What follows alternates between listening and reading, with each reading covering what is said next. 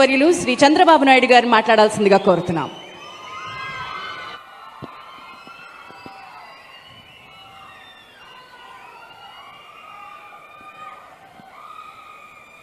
తమ్ముళ్ళు కూర్చోవాలి.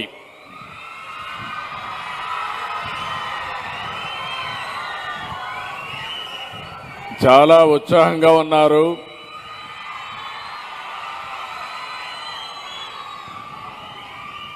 ఈరోజు ఒక మహత్తరమైన కార్యక్రమం,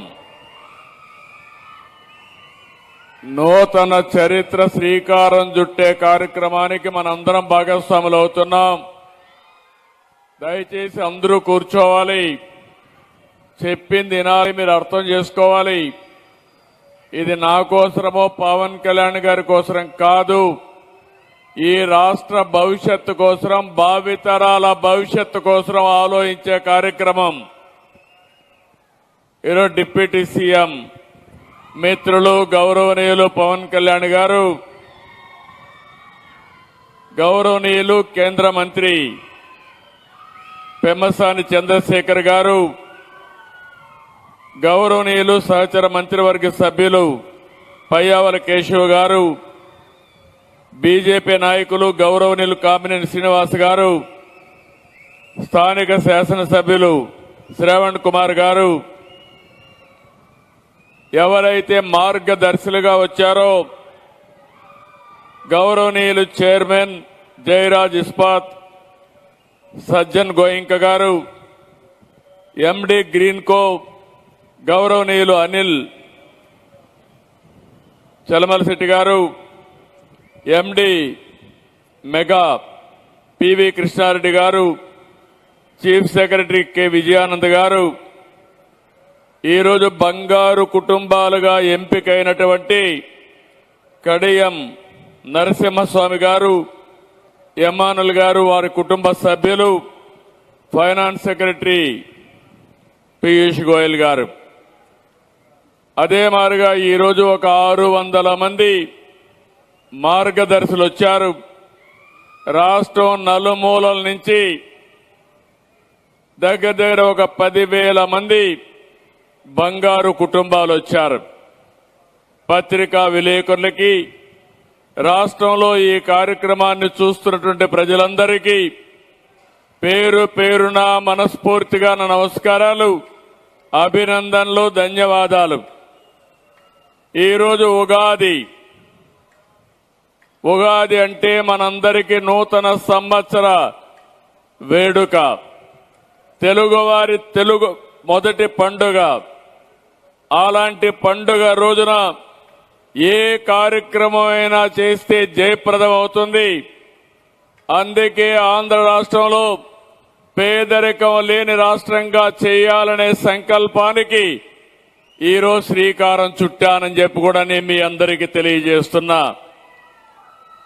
ఈరోజు ఇక్కడ ఎన్డీఏ ప్రభుత్వం ఉంది. మిత్రులు జనసేన అధ్యక్షులు, జన సైనికులకు విజ్ఞప్తి చేస్తున్నాను, ఎప్పుడు కూడా పవన్ కళ్యాణ్ గారు రాష్ట్ర భవిష్యత్తు కోసం ఆలోచిస్తారు తప్ప వ్యక్తిగత ప్రయోజనాల కోసం ఆలోచించరు. అలాంటి మిత్రుడితో కలిసి గవర్నమెంట్ లో ఉండడం ఇది ఒక సువర్ణ అవకాశం మనందరికని చెప్పి కూడా నేను మీకు తెలియజేస్తున్నా. కేంద్రంలో ఉండే బీజేపీ ఎన్డీఏ నరేంద్ర మోడీ గారు 2047కి భారతదేశాన్ని వికసిత్ భారత్ ద్వారా ప్రపంచంలోనే ఒక అగ్రదేశంగా తయారు చేయాలని ఆలోచిస్తున్నారు. ఆయనకి ఇలాంటి కార్యక్రమాలు చేయడం అంటే ఒక పట్టుదల, దేశం కోసం ఎలాంటి కార్యక్రమాలు చేయడానికైనా ముందుకొచ్చే వ్యక్తి. అలాంటి వ్యక్తి ఈ దేశానికి సరైన సమయంలో సరైన ప్రధానమంత్రి ఉండడం మనందరి అదృష్టం అని చెప్పి మరొకసారి మీ అందరికీ విజ్ఞప్తి చేస్తున్నాను. ఇలాంటి అవకాశం మళ్లీ రాదు. నన్ను గురించి నేను ఎక్కువగా చెప్పవలసిన అవసరం లేదు, మీకైతే ఈ సందర్భంగా చెప్పవలసిన అవసరం ఉంది. 1978లో ఎమ్మెల్యే అయ్యాను. 47 సంవత్సరాలైంది. ఇంకొక 3 సంవత్సరాలైతే 50 సంవత్సరాలు అవుతుంది. 5 దశాబ్దాలుగా నన్ను ఆదరించారంటే, అప్పుడు ఇప్పుడు అదే ప్రేమ చూపించారంటే నా జీవితం మీకు అంకితం తప్ప నాకు ఎలాంటి కోరికలే లేవని చెప్పి మరొకసారి విజ్ఞప్తి చేస్తున్నాను. ఈ రోజు మీరు చూసినప్పుడు 9 సార్లు ఎమ్మెల్యేగా గెలిపించారు, 4వసారి ముఖ్యమంత్రి చేశారు. ఉమ్మడి రాష్ట్రంలో 9 ఏళ్లు ముఖ్యమంత్రిగా ఉన్నాను. నవ్యాంధ్రలో 6వ సంవత్సరం ముఖ్యమంత్రిగా ఉన్నాను. 15 సంవత్సరాలు ముఖ్యమంత్రిగా ఉన్నాను. 15 సంవత్సరాలు ప్రతిపక్ష నేతగా ఉన్నాను. 30 ఏళ్లు పార్టీ అధ్యక్షుడిగా ఉన్నాను. దేశంలో ఎవరికీ దక్కని గౌరవం నాకు దక్కింది. ఆ గౌరవం నాకు ఇచ్చింది ఈ రాష్ట్ర ప్రజానీకమేనని చెప్పి మరొకసారి తెలియజేస్తున్నాను. అలాంటి మీకు ఇలాంటివి చూసుకున్నప్పుడు నా ప్రయాణాన్ని, నా ప్రస్థానాన్ని తలుచుకుంటే నా గుండె ఆనందంతో ఉప్పొంగుతా ఉంది. మిమ్మల్ని చూసినప్పుడు నా మీద మీరు చూపించిన అభిమానానికి నేను కూడా మీరు ఒక్కసారి ఆలోచిస్తే ఎన్టీ రామారావు గారి దగ్గర పనిచేశాను. ఎన్టీ రామారావు గారిని ఆలోచించినప్పుడు క్రమశిక్షణకు మారు పేరు, పట్టుదల ఉండే వ్యక్తి, అనుకున్నది సాధించే వరకు నిద్రపోయేవాడు కాదు. ఉదయం నిద్రలేసి 5 గంటలు నేను పోకపోతే, 5 గంటలు తెల్లవారితో పోకపోతే 5 గంటల 1 నిమిషానికి ఫోన్ వచ్చేది, బయలుదేరారా లేదా అని. అలాంటి కఠోరమైన క్రమశిక్షణలో పెరిగాను. అందుకే ఆయన దగ్గర అనేక విషయాలు నేర్చుకున్నాను. అయితే ఈరోజు నేను ఆలోచించేది ఒకటే, 40 ఏళ్లుగా ప్రజలే జీవితంగా బతికాను. రాష్ట్రం బాగుండాలని ఆలోచించాను. ప్రజల జీవితాల్లో మార్పు రావాలని కోరుకున్నాను. మన బిడ్డల యువత భవిష్యత్తు బాగుండాలనేది నా ఆకాంక్ష అని చెప్పి కూడా నేను మీకు తెలియజేస్తున్నా. నిజాయితీ, నిబద్ధత, పారదర్శకత, ప్రజల ఆశలు ఆశయాలు నెరవేర్చడం, అవినీతి లేని పాలన అందించడం, ఇదే నాకు తెలిసిన విషయాలు. సుపరిపాలన, మంచి రాజకీయాలను నమ్మాను. అందుకే ఎప్పుడు ఆలోచించినా ఒకటే ఆలోచిస్తాను. నేను ముఖ్యమంత్రిగా ఉన్నప్పుడు ప్రభుత్వ విధానాల వల్ల ప్రజల జీవితాల్లో మార్పు తేవాలి. అందుకే అనేక కార్యక్రమాలు తీసుకొచ్చాం. ప్రజల వద్దకు పాలన కావచ్చు, జన్మభూమి కావచ్చు, లేకపోతే ఐటీని పరిపాలనలో అనుసంధానం చేయవచ్చు, ఎన్ని చేశాను. పని తప్ప నాకు వేరే ఏమీ తెలియదు, వేరే అలవాటు కూడా లేదు. పని చేస్తే, మీరు అభిమానిస్తే కొత్త ఊపు వస్తుంది. తెల్లవారితో నిద్రలేస్తే ఏమి చేస్తే మీ జీవితాల్లో మార్పు వస్తుందో ఆలోచిస్తూ ఉంటాను. దాంతోనే నిద్రలేస్తాను. సాయంత్రం పడుకునేటప్పుడు ఏమి చేశాను, ఎంత మేలు జరిగిందని ఆలోచించి మళ్లీ పడుకుంటాను. నేను ఏ తప్పు చెయ్యలేదు, చెయ్యను, భవిష్యత్తులో కూడా చెయ్యను. అందుకే రాత్రి పడుకుంటే ఆనందంగా నిద్ర వస్తుంది. మళ్లీ తెల్లవారితో లేచి బాడీని ఛార్జ్ చేసుకుని మళ్లీ మీకోసం పనిచేయడం తప్ప వేరే నాకు తెలియదని చెప్పి మరొకసారి మీ అందరికీ విజ్ఞప్తి చేస్తున్నా. నాకు కూడా ఒక కుటుంబం ఉంది. 30 సంవత్సరాల కంటే ముందు ఆలోచించాను. నా కుటుంబం రాజకీయాల ద్వారా వాళ్ళ జీవనోపాధి ఉండకూడదని ఆలోచించాను. స్వశక్తిగా ముందుకు పోవాలని ఆలోచించాను. దేశంలో ఎవ్వరూ చేయని విధంగా 30 సంవత్సరాల కంటే ముందు ఒక హెరిటేజ్ సంస్థ పెట్టాను. అది కుటుంబ సభ్యులు చూసుకుంటున్నారు. ఈరోజు నా మీద వాళ్ళు ఆధారపడరు, వాళ్ళ మీద నేను ఆధారపడే పరిస్థితి వస్తాను అప్పుడప్పుడు. ఎందుకు మీకు ఈ మాట చెప్పానంటే, ఎప్పుడైతే కుటుంబానికి ఆర్థిక స్వావలంబన ఉన్నప్పుడు ధైర్యంగా ముందుకు పోగలుగుతాం. ఆ ధైర్యమే నన్ను నడిపిస్తా ఉందని చెప్పి నేను మీ అందరికి విజ్ఞప్తి చేస్తున్నా.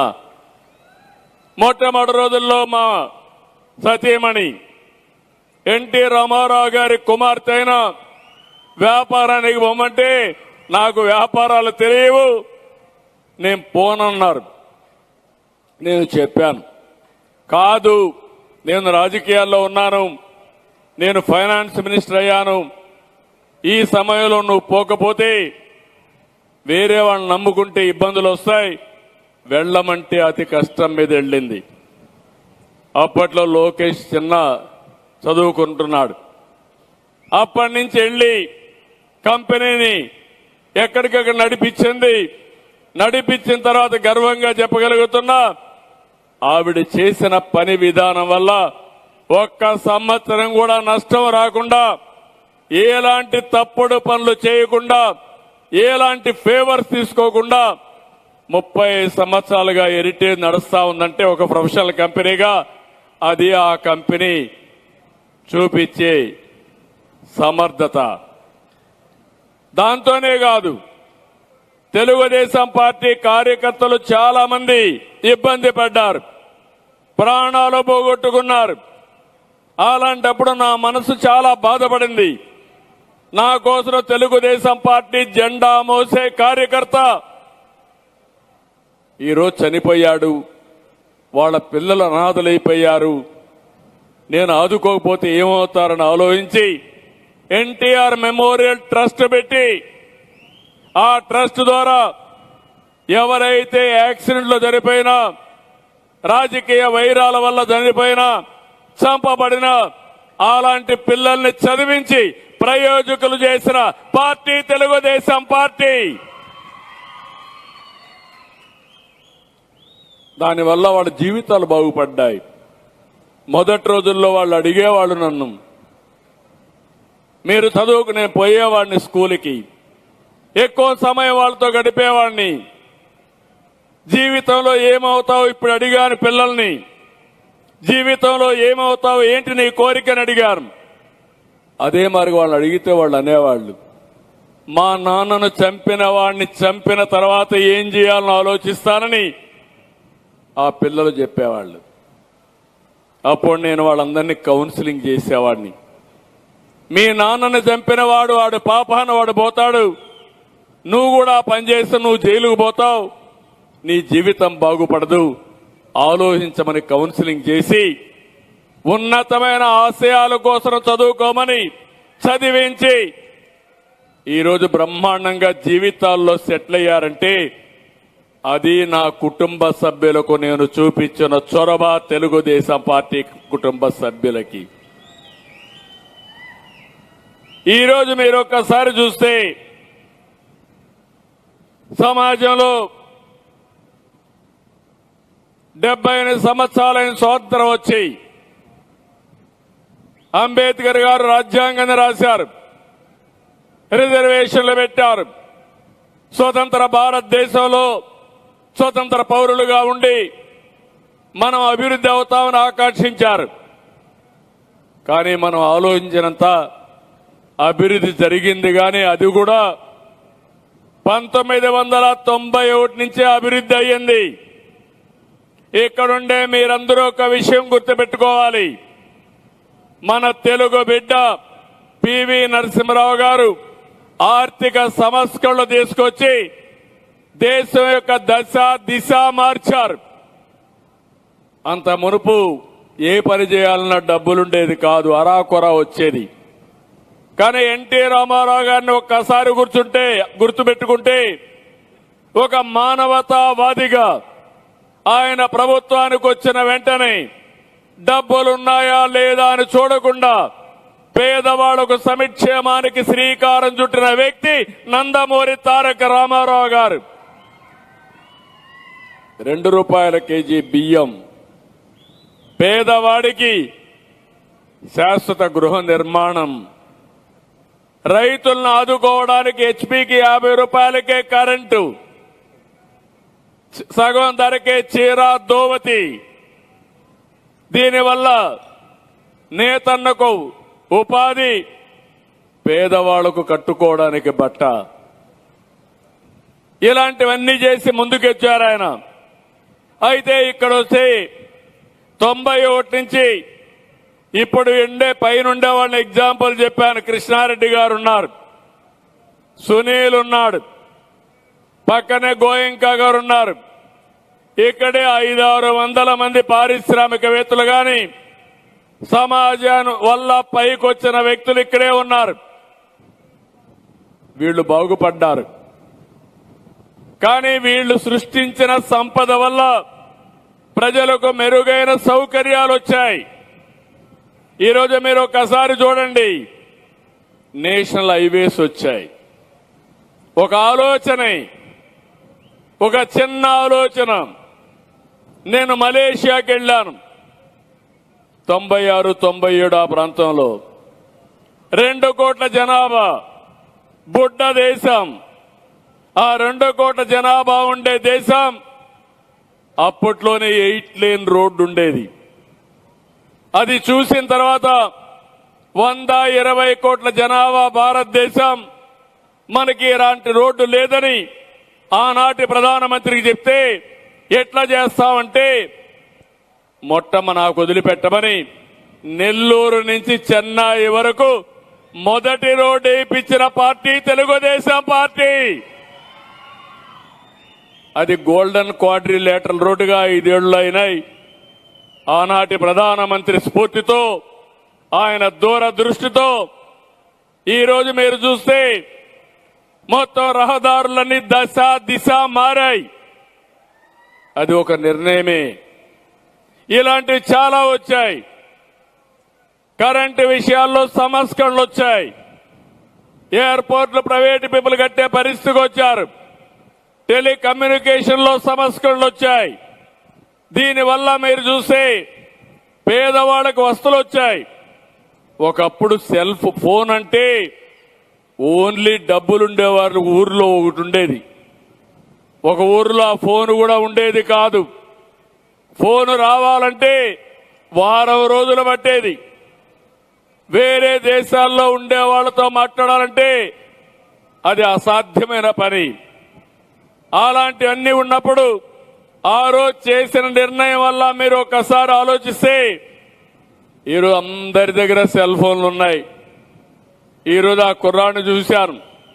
కుర్రాన్ని చూస్తే పాపం వాళ్ళ తండ్రి ఇద్దరు కలిసి చెల్లుని చదివించి అక్కను చదివించాలని త్యాగం చేశాడు. ఇక్కడికి వస్తే సెల్ఫీ తీసుకున్నాడు పవన్ కళ్యాణ్తో. టెక్నాలజీ వాడగలుగుతున్నాడు, తెలివితేటలున్నాయి. కానీ ఫర్దర్ గా చదువుకోకపోతే కడాన ఎలక్ట్రీషియన్ గానే మిగిలిపోతాడు. మీరు ఇది ఆలోచించాల్సిన అవసరం ఉంది. ఇలాంటివన్నీ వచ్చిన తర్వాత ఈరోజు మనం ఆలోచిస్తే సంపద సృష్టించబడుతుంది. కానీ ఆ సంపద కొంతమందికి వస్తా ఉంది. ఇలాంటి పేద కుటుంబాలకి ఆ సంపదను రాకుండా కొంతవరకు ఇది అవుతుంది. నేనే అనేక సంస్కరణలు తీసుకొచ్చాను, అనేక ఆలోచనలు చేశాను.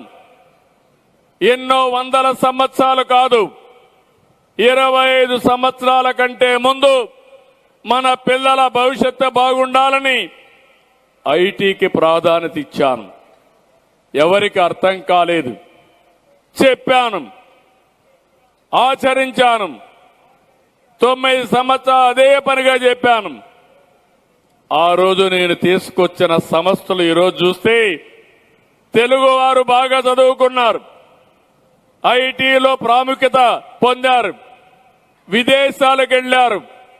ఈరోజు అమెరికా లాంటి దేశంలో అమెరికన్స్ కంటే 2 ఆదాయం తెలుగువాడు సంపాదిస్తున్నా అంటే అది 25 ఏళ్లలో సాధ్యమైందంటే అది ఆ రోజు విజన్ అని చెప్పి నేను మీకు తెలియజేస్తున్నా. ఈ విషయం మనం గుర్తుపెట్టుకోవాలి. ఎవరు వీళ్ళు? గ్రామాల్లో వ్యవసాయం చేసే రైతు కుటుంబ పిల్లలు, రైతు కూలీల పిల్లలు. వీళ్లకు తెలివితేటలున్నాయి, శక్తి సామర్థ్యాలున్నాయి. ఈరోజు ప్రపంచం అంతా వెళ్లారు, ప్రపంచం మొత్తం శాసించే పరిస్థితికి వచ్చారు. అదే మాదిరిగా హైదరాబాద్ మీరు చూశారు. 25 ఏళ్లకు మునుపు రాళ్లు గుట్టలు, ఆ రాళ్లు గుట్టల్లో పెద్ద పెద్ద బిల్డింగులు విజువలైజ్ చేశారు. ఈరోజు అమరావతిలో వరి పొలాల్లో రేపు 4 ఏళ్ల తర్వాత మీరు చూస్తారు ఎలాంటి అమరావతి డెవలప్ అవుతుందో. ప్రపంచంలోనే ఒక ఆదర్శమైన రాజధానిగా అమరావతి తయారవుతుంది. ఈ అమరావతిని చూడడానికి అందరూ వచ్చే పరిస్థితికి వస్తారు. నేను ఎందుకేమో అది చూసిన తర్వాత ఈరోజు హైదరాబాద్ ఉంది, మీరు చూశారు. ఆ రోజు చేసిన పనుల వల్ల ఈరోజు దేశంలో హైయెస్ట్ పర్ క్యాపిటా ఇన్కమ్ వచ్చే రాష్ట్రం తెలంగాణ రాష్ట్రం. మనం 5 ఏళ్లు పోగొట్టుకున్నాం. మళ్ళీ 10వ నెల రాత్రింబగళ్ళు ఆలోచించాను. గాడి తప్పిన పరిపాలన ఘాట్లో పెడుతున్నాం, ఇంకా కొంచెం సమయం పడుతుంది. ఈరోజు నేను గాని, పవన్ కళ్యాణ్ గారు గాని, కేంద్రంలో ఉండే ప్రభుత్వం గాని పూర్తిగా శ్రద్ధ పెట్టాం. రాష్ట్ర పునర్నిర్మాణమే ధ్యేయంగా ఎన్నో కార్యక్రమాలు చేశాం. దీనివల్ల సత్ఫలితాలు వస్తున్నాయి. అమరావతి గాడి తప్పిన అమరావతిని మళ్ళా ఘాట్లో పెట్టే పరిస్థితి తీసుకొచ్చాం. పోలవరానికి నిధులొచ్చి కేంద్రం చూపించిన చొరవతో పోలవరం పనులు 2027కే పూర్తి చేస్తున్నాం. విశాఖపట్నంలో రైల్వే జోన్ వచ్చింది. ఇంకో పక్క విశాఖపట్నం ఉక్కు, ఆంధ్రుల హక్కుని మనం పోరాడాం. అలాంటి సెంటిమెంటల్ ప్రాజెక్టుకి కేంద్రం ఈరోజు డబ్బులు ఇచ్చే పరిస్థితికి వచ్చింది. దాన్ని ప్రైవేటైజ్ చేయకుండా రివైవ్ చేసే పరిస్థితికి వచ్చారు. ఇవన్నీ జరిగాయంటే మీరు మమ్మల్ని ఆదరించారు. చరిత్రలో ఎప్పుడూ గెలవని విధంగా 93% స్ట్రైక్ రేట్ వచ్చింది. మీరు గెలిపించిన సీట్లు ఈ రాష్ట్రానికి ఒక సంజీవనిగా పనిచేశాయి. ఈరోజు కేంద్రం, రాష్ట్రం, అదే మరి 3 పార్టీలు కలిసి పునర్నిర్మాణ కార్యక్రమంలో భాగస్వాములయ్యాం. ఇవన్నీ చూసిన తర్వాత నాకు ఒక ఆలోచన. నేను ఎన్నో మాట్లాడుతున్నాను. 95లో హైటెక్ సిటీ మాట్లాడాను, ఐటీ మాట్లాడాను. ఇప్పుడు డీప్ టెక్ ఏదైతే క్వాంటమ్ వ్యాలీ అంటున్నాను, ఆర్టిఫిషియల్ ఇంటెలిజెన్స్ అంటున్నా. ఇవన్నీ సంపద సృష్టించడానికి కొంతమంది భవిష్యత్తులో మళ్లీ కోటీశ్వరులు అవుతారు. నాకు అనుమానం లేదు. వాళ్ళు నాకు సహాయం చేస్తారని కాదు. మీరు ఆ విషయం కూడా గుర్తుపెట్టుకోవాలి. నా ఆలోచన ఒకటి, తెలుగు జాతి బాగుండాలనేది నా కోరిక. తెలుగుదేశం పార్టీ ఎప్పుడు కూడా తెలుగు జాతి ప్రయోజనాల కోసం పోరాడిన పార్టీ అని చెప్పి నేను మీకు తెలియజేస్తున్నా. 25 ఏళ్లకు ముందు ప్రారంభించిన కార్యక్రమాలు ఈరోజు ఫలితాలు వస్తున్నాయి. కానీ ఇలాంటి బడుగు బలహీనులంతా కూడా వాళ్ళ ఆలోచన అంతా ఆ పూటకే ఉంది. చెప్పినా కూడా ఆలోచించరు. ఇప్పుడు వచ్చారు, సగం మంది వెళ్లిపోయారు. వాళ్ళ ఆలోచన వచ్చాం, మీటింగ్ అయ్యింది, మా పని అయిపోయింది. అంటే మన ఆలోచన విధానాన్ని నేను తప్పుపడుతున్నా, మిమ్మల్ని కాదు. అదే ఈ కుండోళ్ళందరూ ఉన్నారు. అంటే ఏంటి? వీళ్ళకు ఓపిక ఉంది, బంగారు కుటుంబాలకు ఓపిక లేదు. మార్గదర్శకులకు ఒప్పుకుంది అంటే వాళ్ళు నేర్చుకున్నారు. అది నేర్పాల్సిన బాధ్యత నా మీదుంది. అందుకే నేను పట్టుదలగా ఉన్నా.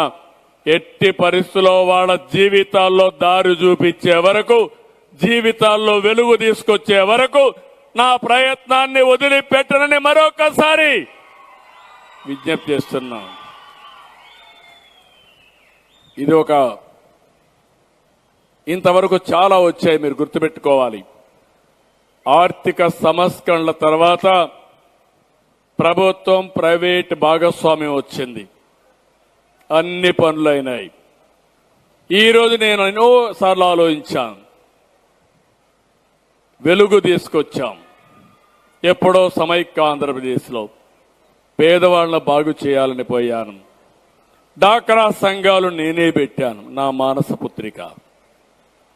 డాక్రా సంఘాలు కష్టపడుతున్నారని పొదుపు ఉద్యమం నేర్పించాను, చదువుకోమన్నాను. ఇంకో పక్క మీరు ఒకసారి ఆలోచిస్తే వంట చేయాలంటే బాధలున్నాయని 97-98లో వంట గ్యాస్ సిలిండర్లు ఇచ్చాను, ఉచితంగా ఇప్పించాను. ఇప్పుడు 3 సిలిండర్లు ఉచితంగా ఇప్పించి గ్యాస్ సిలిండర్ కూడా ఇచ్చే పరిస్థితికి వచ్చాం. ఆడపిల్లలు సరిగా చదువుకోకపోతే ఆ రోజుల్లో నేను చెప్పడమే కాకుండా 33% రిజర్వేషన్లు తీసుకొచ్చాం ఆడపిల్లలకి. ఎప్పుడైతే రిజర్వేషన్లు తీసుకొచ్చామో 50% కంటే బాగా చదువుకుంటున్నారు మీరు.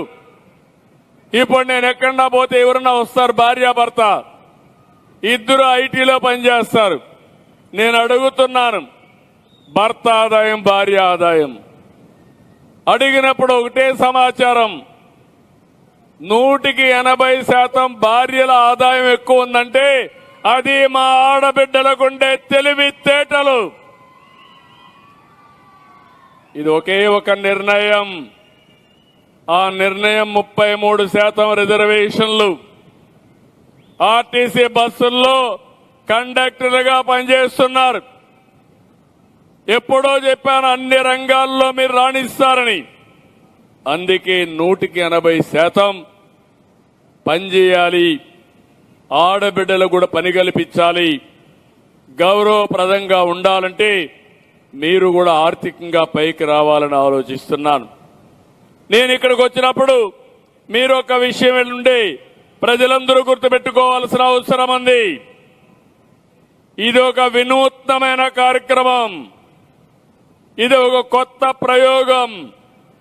ఇంతవరకు చరిత్రలో ఇండియాలోనే కాకుండా ప్రపంచం మొత్తం కూడా అధ్యయనం చేశాను. అధ్యయనం చేస్తే డబ్బులుండే దాతలు దానాలు చేస్తున్నారు. ఈరోజు మీరు ఒక్కసారి చూస్తే ఏదైతే బిల్ గేట్స్ ఉన్నాడు, బిల్ గేట్స్ ని మీరు చూస్తే 91-92 ఆ ప్రాంతంలోనే కంపెనీ పెట్టాడు. ఇంటర్నెట్ రెవల్యూషన్ తీసుకొచ్చాడు. ప్రపంచం మొత్తం ఇంటర్నెట్ ద్వారా అనుసంధానం చేశాడు. దానివల్ల డబ్బులు వచ్చింది. ఒక స్థాయికి వచ్చిన తర్వాత నాకు డబ్బులు ముఖ్యం కాదు, ప్రజాసేవ ముఖ్యమని రాజకీయాల ద్వారా కాదు, బిల్ గేట్స్ ఫౌండేషన్ ద్వారా చేయాలని జీవితాన్ని అంకితం చేశాడు. అతని చేసే ప్రపంచంలో కుబేరుడైనటువంటి వారన్ బఫెట్ అయితే ఆయన డబ్బులు కూడా ఆయనకిచ్చి నాకు సమయం లేదు మీరు చేయమని ఇచ్చాడు.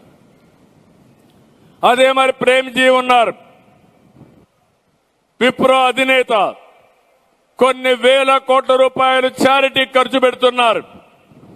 టాటా ఫౌండేషన్ ఉంది, వాళ్ళు కూడా ఖర్చు పెట్టే పరిస్థితికి వచ్చారు.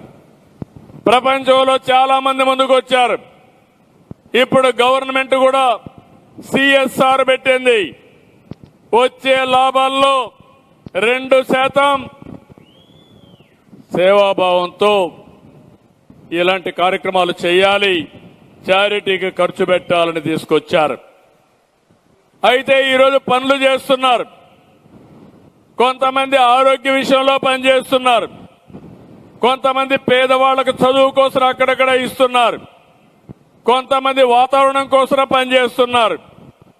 కానీ ఈరోజు నేను ఆలోచించిన విధానం ఇది డబ్బులతో పరిష్కారం అయ్యేది కాదు, మనసు పెట్టి పనిచేస్తేనే పరిష్కారం అవుతుంది. ఈరోజు ఇక్కడికి వచ్చినప్పుడు మీరు ఒక విషయం గుర్తుపెట్టుకోవాల్సింది, ఒక 2-3 ఎగ్జాంపుల్ చెప్తాను. ఈరోజు మనందరి స్ఫూర్తిదాత అంబేద్కర్ గారు ఉన్నారు. అంబేద్కర్ గారికి తెలివి ఉంది, 12వ సంతానం. కానీ ఆయనకు అనుకూలమైన వాతావరణం ఆ రోజు లేదు. అంటరానితనం ఉంది, అవమానాలు ఎదుర్కొన్నాడు, కానీ పట్టుదలను వదులుకోలేదు. అలాంటి సమయంలో ఎవరో ఒకరు అండగా ఉండాల్సిన బాధ్యత కూడా ఉంటుంది. ఆ సమయంలో మీరు చూస్తే ఇతనిలో ఉండే మేధాశక్తిని గుర్తించి సాయాజీరావు మహారాజని బరోడా రాజు ఆయనకు అండగా నిలుస్తాడు. అండగా నిలిచి ఆర్థికంగా కూడా సహాయం చేస్తాడు. ఆయన మీరు చూస్తే బాంబేలో ఎల్ఫిన్స్టోన్ కళాశాలకు పోతే ఆ రోజుల్లో నెలకు 25 రూపాయలు ఇస్తాడు. ఆయన లండన్కు పోయి చదువుకోవాలంటే ఆ రోజుల్లో $11 నెలకిస్తాడు. ఆయన తిరిగి వస్తానే అకౌంట్ జనరల్ కార్యాలయంలో ప్రొబేషన్గా పెట్టుకుంటాడు. అక్కడి నుంచి మీరు చూశారు ఆయన న్యాయవాదిగా, ఆర్థికవేత్తగా, సామాజిక సంస్కర్తగా చివరకు భారత రాజ్యాంగాన్ని రాసి ఇప్పుడే కాదు భవిష్యత్ తరాలకు కూడా ఏమి కావాలో అందజేసిన శక్తి, మేధావి అంబేద్కర్ అని చెప్పి నేను మీకు తెలియజేస్తున్నా. ఎందుకు నేను ఈ మాట వాడానంటే ఆ రోజు సాయాజీరావు చేసిన సహాయం, అంబేద్కర్ ఎదుగుదల ఒక్కసారి ఊహించుకోమని కోరుతున్నా. అలాంటి సహాయమే వీళ్ళు చేసే పరిస్థితి రావాలి. మాటలు కాదు, ఒకసారి డబ్బులు ఇవ్వడం కాదు, ఆ ఇండ్లల్లో ఉండి వాళ్ళ శక్తిని, వాళ్ళ యొక్క సృజనాత్మక ఆలోచనలన్నీ కూడా మీరు అర్థం చేసుకుని వాళ్ళని ఏ విధంగా చేస్తే బాగొస్తారో మీరు గైడెన్స్ ఇవ్వాలి, మెంటర్ చేయాలి. ఇప్పుడు ఆ పిల్లలిద్దరు చూశారు. ఒక అమ్మాయి MBBS చేయాలి, ఇంకొక కుర్రాన్ని చూశారు, వాడు రాడ్ బెండింగ్. అంటే వాడి జీవితం నాశనం అయిపోవాలనా? ఒక ఇంజనీర్ కాలేడా? ఒక చిన్న మంచి ఉద్యోగం సంపాదించలేడా? లేకపోతే ఒక స్టార్టప్ కంపెనీ పెట్టుకోలేడా? మీరు నేనే తెలివైన వాళ్ళమా? కాదు. మనకు అవకాశం వచ్చింది, అందిపుచ్చుకున్నాం. వాళ్ళకు అవకాశం రాలేదు, చిన్నప్పుడే వాళ్ళ ఆశలు చంపేసే పరిస్థితికి వస్తున్నాం. అందుకే ఆలోచిస్తున్నా, పబ్లిక్ ప్రైవేట్ పార్ట్నర్షిప్ తీసుకొచ్చి, ముగ్గురిని పీపుల్ పార్ట్నర్షిప్ తీసుకొచ్చి ఒక చరిత్ర రాయడానికి శ్రీకారం చుట్టాలని ఈ రోజు ఈ కార్యక్రమానికి నాంది పలికాను. రెండో ఎగ్జాంపుల్ మీరు ఒక్కసారి, అబ్దుల్ కలాం మాజీ రాష్ట్రపతి, missile man of India. Abdul Kalam first time దేశానికి మిసైల్ నిర్మాణం చేసిన వ్యక్తి, ఒక విశిష్టమైన వ్యక్తి, క్యారెక్టర్ ఉండే వ్యక్తి. ఆయన ప్రెసిడెంట్ గా చేస్తే దేశం అంతా గర్వించింది. అలాంటి వ్యక్తి చరిత్ర చూస్తే చిన్నప్పుడు రామేశ్వరంలో ఉండేవాడు, శివ సుబ్రహ్మణ్యం అయ్యర్ ఉండేవాడు. ఆ రోజుట్లో కొన్ని మూఢ నమ్మకాలు, ముస్లింలు బ్రాహ్మిన్స్ కలిసి భోంచేయకూడదు, కలిసి కూర్చోకూడదని. అలాంటి సమయంలో శివ సుబ్రహ్మణ్యం అయ్యర్ అబ్దుల్ కలాంని దగ్గర చేర్చి గణిత శాస్త్రం అధ్యాపకులుగా, అదే మారిగా ఆయనలో ఉండి స్కిల్స్ అన్ని చూసిన తర్వాత అబ్దుల్ కలాంని ఎక్కడికక్కడ మెంటర్ చేశాడు. సూచనలు ఇచ్చాడు, గైడెన్స్ ఇచ్చాడు, ఒక శిష్యుడిగా ఆదరించాడు. దానితో ఎక్కడా లేని ధైర్యం వచ్చింది. ఆయన విజ్ఞాన శాస్త్రాలకు ప్రాముఖ్యత ఇచ్చాడు. దాంతో మీరు చూస్తే ప్రెసిడెంట్ అయినప్పుడు నాకు కూడా ఒక రోల్ ఉంది. అప్పుడు అలెగ్జాండర్ని పెడితే ప్రధానమంత్రి గారు నేను అడిగితే మళ్లీ మార్చి అబ్దుల్ కలాం అని ప్రెసిడెంట్ ఆఫ్ ఇండియా చేశారు. నేను కూడా గర్వపడుతున్నా. అలాంటి వ్యక్తి మహానుభావుణ్ణి ఈ దేశం అధ్యక్షుడిగా చేసుకోగలిగామంటే ఆ రోజు శివ సుబ్రహ్మణ్యం అయ్యర్ యొక్క రోల్ ఉంది. ఇది నేను చెప్పడం కాదు. ఎవరైతే అబ్దుల్ కలామే ఒక పుస్తకం రాసి వింగ్స్ ఆఫ్ ఫైర్ లో చాలా స్పష్టంగా రాశాడు. ఆయన గొప్ప వ్యక్తి. ఆ గొప్ప వ్యక్తి కావడానికి దోహదం చేసిన వాళ్ళు కూడా ఉన్నారు. అంబేద్కర్ గారు చరిత్రలో ఎప్పుడు కూడా అలాంటి మట్టిలో మాణిక్యాలు మళ్లీ రారు. ఆ మేధావి వెనకాన కూడా సహాయం చేసిన వ్యక్తులున్నారు. అదే మరిగా స్వామి వివేకానందను మనం చూస్తే ఈరోజు ఆయన జ్ఞాన బోధ ద్వారా ప్రపంచాన్ని మెప్పించాడంటే ఆయన వెనకాన రామకృష్ణ పరమహంస గారు ఉన్నారు. వివేకానందుడి యొక్క గణాల్ని అధ్యయనం చేసిన రామకృష్ణ పరమహంస ఆయనకు బోధనలు చేయడం, ఆధ్యాత్మిక విద్య నేర్పించడం, దీనివల్ల ఆయన ప్రపంచం మొత్తం వెళ్లి ప్రపంచానికి ఒక సందేశం ఇచ్చి ప్రపంచమే మెచ్చిన నేతగా తయారయ్యాడంటే ఇది ఒక ఉదాహరణ. ఇలాంటి వ్యక్తులు చాలా మంది ఉన్నారు. ఇప్పుడు నేను కూడా అదే చెప్పాను. ఈరోజు నేను ఇన్ని కార్యక్రమాలు చేయగలిగానంటే ఆ రోజు ఎన్టీ రామారావు గారు లేకపోతే, మా ఫాదర్ ఇన్లా లేకపోతే నేను కూడా మామూలు వ్యక్తిగా ఉండేవాడినేమో. అప్పటికే మంత్రి అయ్యాను, మళ్ళా మాజీ మంత్రి అయ్యాను. కాబట్టి అటు ఇటు తిరుగుతూ ఉండేవాడిని. కానీ ఆయన దగ్గర నేర్చుకున్నటువంటి పట్టుదల, క్రమశిక్షణ, ఆయన చూపించిన చొరవ, ఆయన నన్ను దగ్గర చేర్చిన విధానం నా జీవితంలో ఎప్పుడూ మర్చిపోలేను. నాకు అన్ని విషయాల్లో కూడా ఎన్టీఆర్ ఒక ఆదర్శం అని చెప్పి నేను మీకు తెలియజేస్తున్నా. ఈ పనులు చేయగలిగానంటే, మిమ్మల్ని మెప్పించగలిగానంటే 50 సంవత్సరాల రాజకీయాల్లో ఉండగలిగి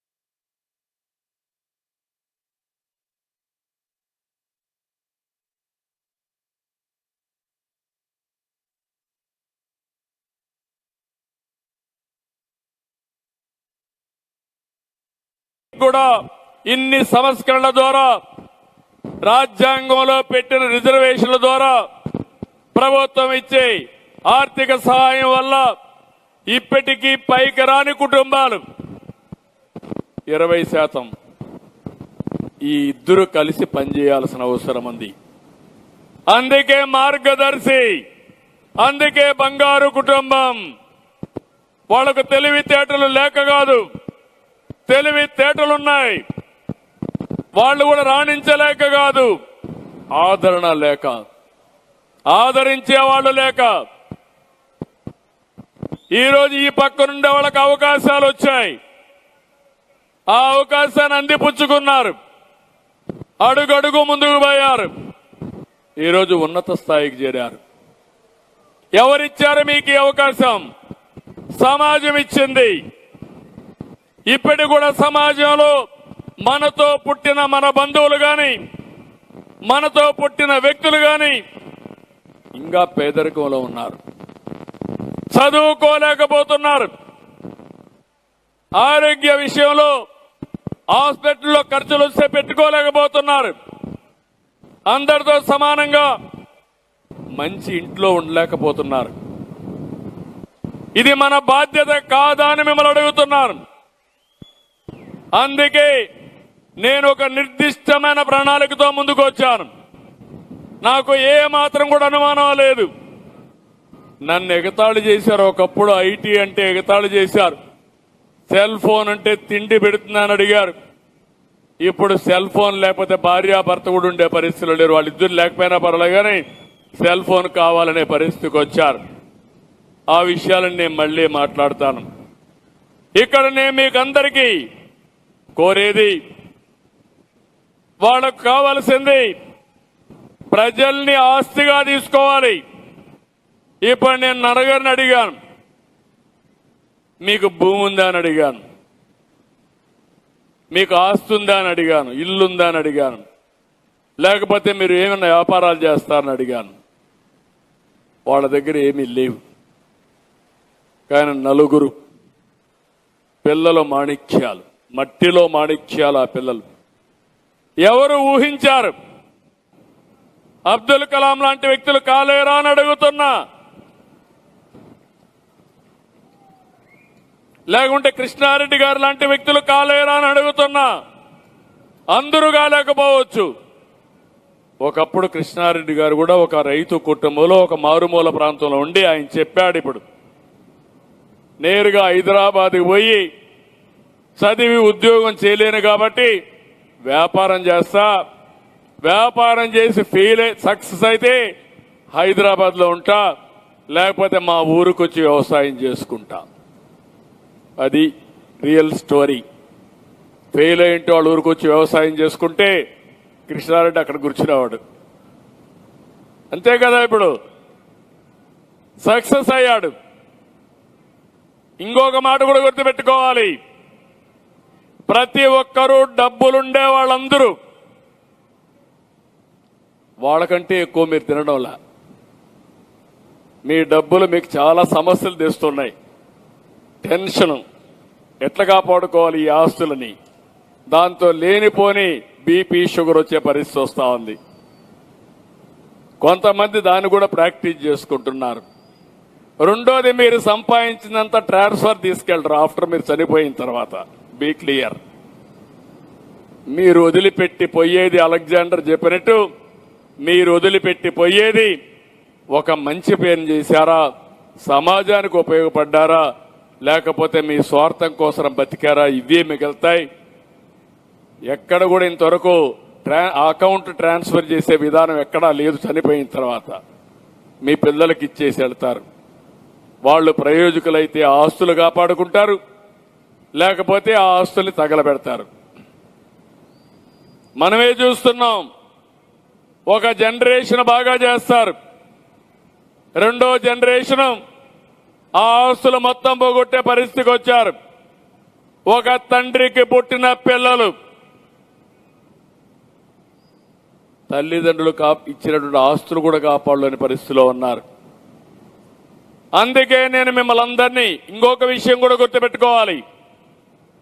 ఒక స్థాయికి వచ్చిన వ్యక్తులు మంచి పేరు కోసం పనిచేస్తారు, ఇమేజ్ కోసం పనిచేస్తారు, ప్రజలు వీళ్ళని మెచ్చుకోవాలని పనిచేస్తారు. దానికి కొలమానం ఈరోజు ఎంత డబ్బులుందని. మార్కెట్ క్యాప్ వచ్చింది, దాని పేరు మనం చూసినప్పుడు కృష్ణారెడ్డి గారు ఈరోజు 1,00,000 కోట్ల రూపాయలు మార్కెట్ క్యాప్ వచ్చింది. అది గౌరవం.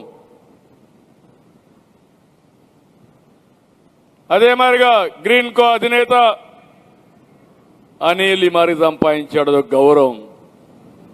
కానీ ఒకటే గుర్తుపెట్టుకోండి, ఇలాంటి వారి జీవితాల్లో మీరు వెలుగు తేగలిగితే, మీ శక్తిని ఉపయోగించి కొన్ని వేల కుటుంబాలను మీరు మార్చగలిగితే, దానివల్ల వచ్చే గౌరవం, దానివల్ల వచ్చే మీకు తృప్తి ఏ పని వల్ల రాదని మరొకసారి విజ్ఞప్తి చేస్తున్నా. ఆ విషయమే నేను మిమ్మల్ని కోరుతున్నా. మీ డబ్బులే నేను అడగడం లేదు, అవసరమైతే డబ్బులు ఖర్చు పెడతారు. ఇప్పుడు వాట్సాప్ గ్రూపులు వచ్చాయి. మీ మనిషి మీరు మొత్తం టైం ఇవ్వలేరు. ఒక్కొక్కరికి 20-30 కంపెనీలు ఉన్నాయి. ఇది కూడా ఒక కంపెనీగా పెట్టండి. మీరు పెట్టే డబ్బులు వాళ్ళందరినీ ఎన్యూమరేట్ చేయండి.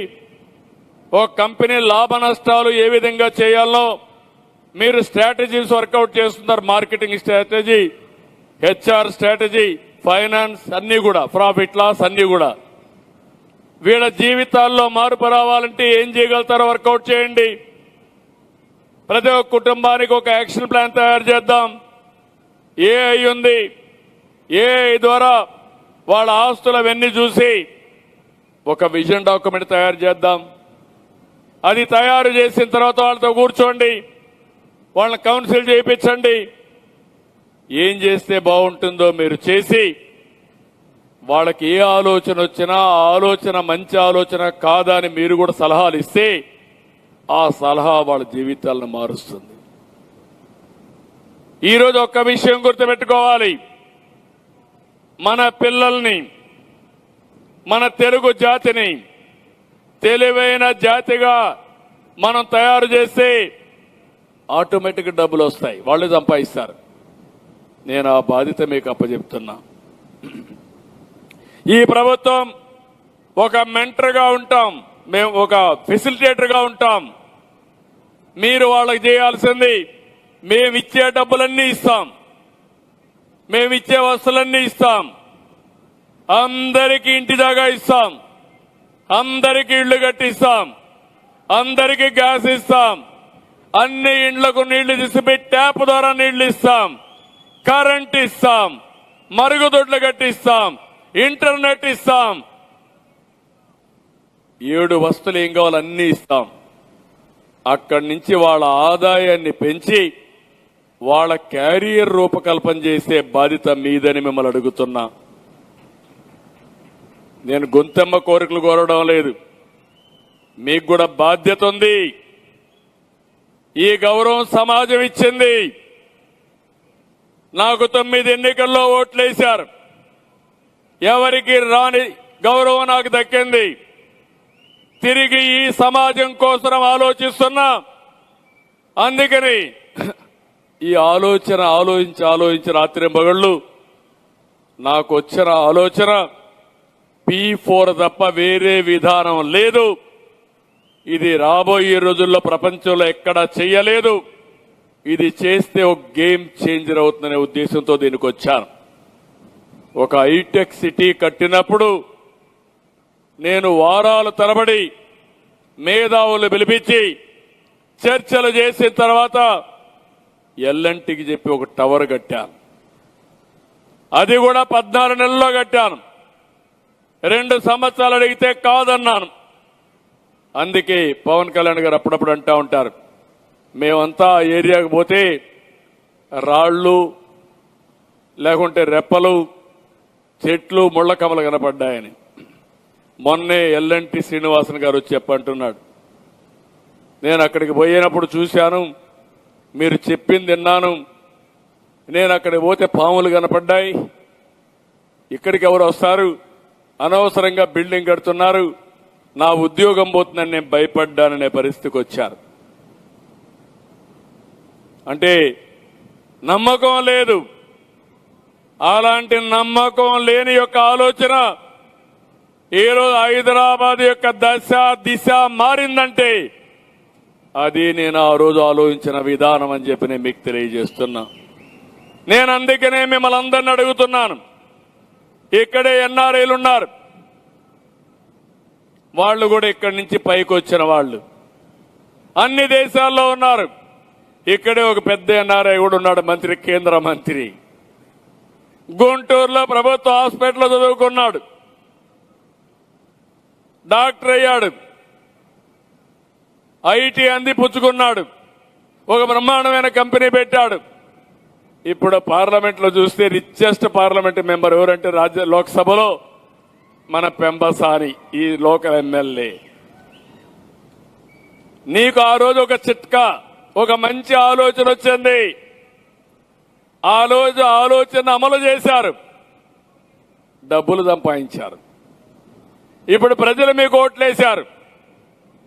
మీరిక్కడ కూర్చొని వీళ్ళందరినీ పట్టుకొచ్చి ఆలోచనలు ఇచ్చి అందరి జీవితాలు మార్చే బాధ్యత పెమ్మసాని చంద్రశేఖర్కు ఉందని కూడా నేను మీకు తెలియజేస్తున్నా. ఇది అసాధ్యమా? కాదు, సాధ్యం. మనసుండాలి, సంకల్పం చేయాలి. ఆ సంకల్పాన్ని నిజం చేయడానికి రాత్రింబగుళ్ళు మనం ఆలోచిస్తే ఇది సాధ్యం. నేను స్వర్ణాంధ్రప్రదేశ్ ఆలోచించాను, విజన్ డాక్యుమెంట్ తయారు చేశాం. ఈరోజు మన ఆదాయం మీరు చూస్తే 2,66,995 రూపాయలు పోయిన సంవత్సరం. ఆ ఆదాయం ఈరోజు 2,98,065 రూపాయలు. 28-29కి 5,42,985 రూపాయలు అవుతుంది. 2047కి 55 లక్షల రూపాయలు తలసరి ఆదాయం చేయాలని ఒక సంకల్పం చేశాను. ఎన్నేండ్లు? 23 ఏళ్లే. మీరు అనొచ్చు, ఈరోజు 28-29కి పెట్టాం. ప్రతి సంవత్సరం పెట్టుకున్నాం. దీనికి ఒక నిర్దిష్టమైన ఆలోచన, నిర్దిష్టమైన ప్రణాళిక, దానికి కావలసిన వనరులు ఇస్తున్నాం. అందులో భాగమే ఈరోజు ఈ P4 అని చెప్పి కూడా నేను మీకు తెలియజేస్తున్నా.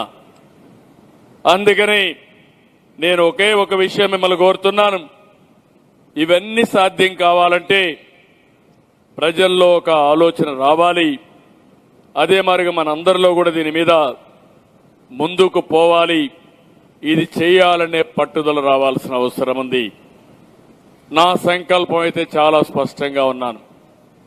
స్వర్ణాంధ్రప్రదేశ్ 2047 2047కి భారతదేశం ప్రపంచంలో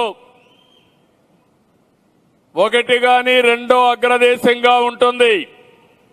భారతీయులు ప్రపంచం మొత్తం నెంబర్ 1 కమ్యూనిటీగా ఉంటారు. అందులో నా ఆలోచన, తెలుగువారు ప్రపంచం మొత్తం నెంబర్ 1గా ఉండాలని. ఈరోజు తలసరి ఆదాయంలో ఉన్నారు. 47కి వెల్త్ క్రియేషన్ లో మోస్ట్ ఇన్ఫ్లుయెన్షియల్ కమ్యూనిటీగా తెలుగు జాతి ఉండాలనేది నా సంకల్పం అని చెప్పి కూడా నేను మీకు తెలియజేస్తున్నా. ఆంధ్రప్రదేశ్కి వస్తే ఇండియా డెవలప్ అవుతుంది.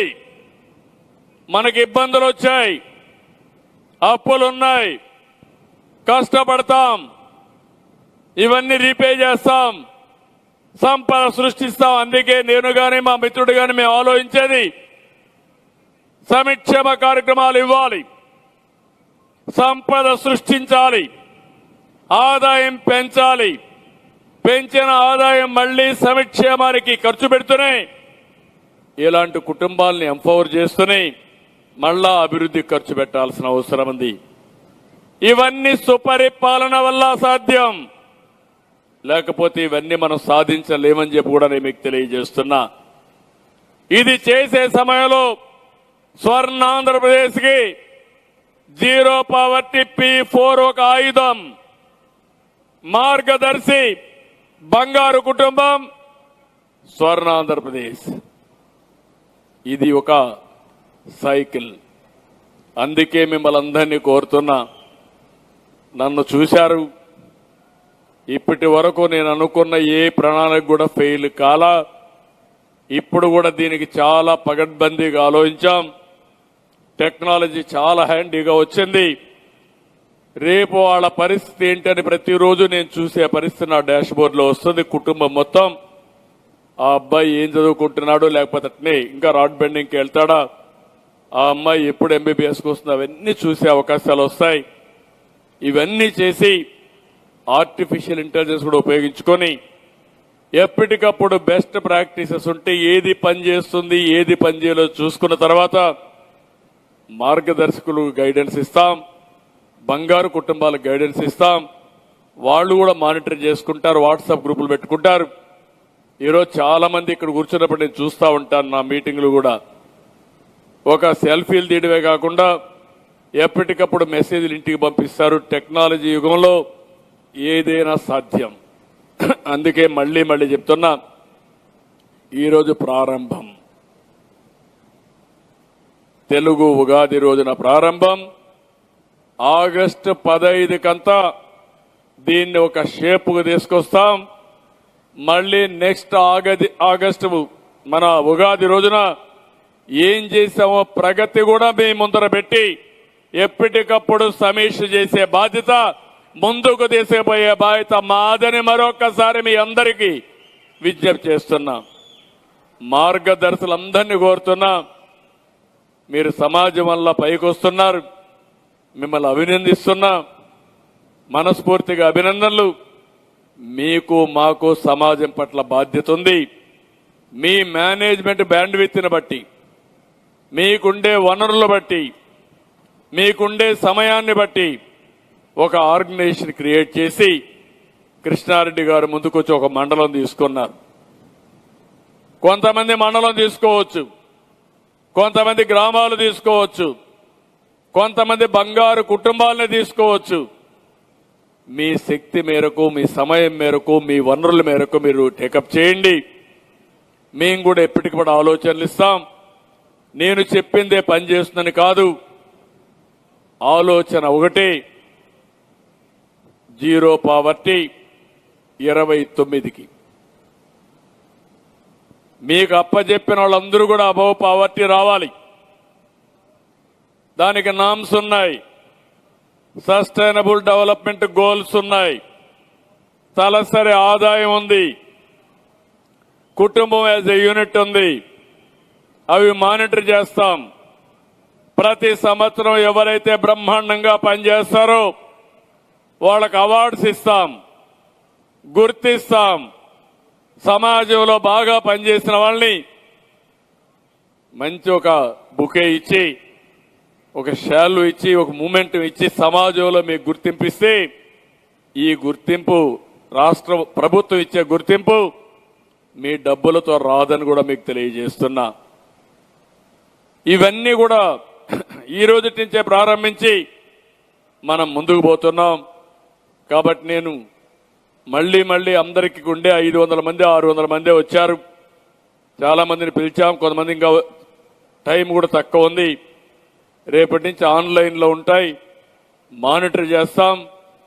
టాప్ 10% గుర్తిస్తాం, బాటం 20% గుర్తించి ఇద్దరిని కూడా ప్లాట్ఫామ్ మీద తీసుకొచ్చి కార్యక్రమాన్ని స్టార్ట్ చేసి ఎప్పటికప్పుడు మానిటర్ చేసి ఇది జయప్రదం చేస్తామని చెప్పి నేను మీకు తెలియజేసుకుంటూ, ఒకటే ఇక్కుండే మిమ్మల్ని కానీ రాష్ట్రంలో అందరినీ కోరుతున్నా, ఇది ఒక మంచి సంకల్పం. ఇది మన సక్సెస్ అయితే ప్రపంచమే ఆచరించే మార్గం. ఎక్కడో ఇక్కడ ప్రారంభం కావాలి. అలాంటి ఒక మంచి కార్యక్రమానికి ఈరోజు మనందరం సాక్షులం. మీ అందరినీ చూసిన తర్వాత నాకు ఒక నమ్మకం వచ్చింది. కానీ మాటలతో అయ్యేది కాదు, ఒకరోజు నేను చెప్పేసి వెళ్ళిపోతే అయ్యేది కాదు. ముందు నాకుండే మా మంత్రుల్ని అందరూ తయారు కావాలి, మా ఆఫీసర్లు అందరూ సిద్ధపడాలి, ఎమ్మెల్యేలు అందరూ సిద్ధపడాలి, ప్రజాప్రతినిధులు అందరూ సిద్ధపడాలి. అదే మరిగా మనసు పెట్టి పారిశ్రామికవేత్తలు కూడా ముందుకు రావాలి, డబ్బులు సంపాదించిన వ్యాపారస్తులు కూడా ముందుకు రావాలి. అందరం కలిసి సమిష్టిగా పనిచేసి అదే మరిగా బంగారు కుటుంబాలు కూడా ముందుకు రావాలి. ఇంత మునిపే మనం స్క్రిప్ట్ చూసాం. స్క్రిప్ట్ చూస్తే బిగినింగ్ లో ఊరి నుంచి వలసలు వెళ్లిపోవాలనుకున్నారు. వలసలు వెళ్లిపోవాలనుకుని వాళ్ళు గొడవ పడే పరిస్థితికి వచ్చారు. పేరెంట్స్ కూడా వదిలిపెట్టి వెళ్లే పరిస్థితికి వచ్చారు. ఆ సమయంలో ఆ ఊర్లో ఉండే ఎన్ఆర్ఐ వచ్చి ఇవన్నీ చెప్తే నమ్మశక్యం కాలేదు, నమ్మారు. నమ్మడం ఒక స్టేజ్, నమ్మిన తర్వాత ఆచరించడం ఇంకొక స్టేజ్.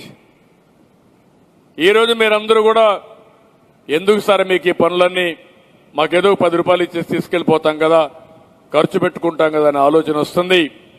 మీ జీవితాల్లో మార్పు తేవాలనుకున్నప్పుడు మీరు కూడా సహకరిస్తే మీరు బాగుపడతారు, మీ పిల్లలు బాగుపడతారు.